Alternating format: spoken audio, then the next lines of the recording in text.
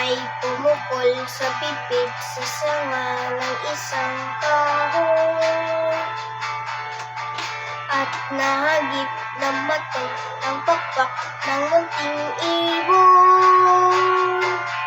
Dahil sa sakit, di na makaya pang lumipad, at ang nangyari ay nahulog, ngunit parang taong umigas.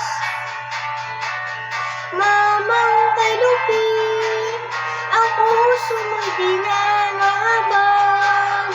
Pag pumanaw ang buhay ko, may isang pipit na iiyak. May pumukol sa pipit sa sanga ng isang kahoy, at nahagip ng bato ang pakpak ng munting ibon. Dahil sa sakit, di na makaya pang lumipad, at ang nangyari ay nahulog, ngunit parang taong bumigas.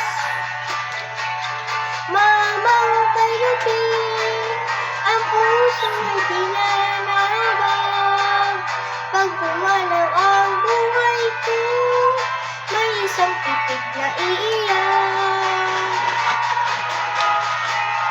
May pumukol sa pipit sa sanga ng isang kahoy, at nahagip ng bato ang pakpak ng munting ibon.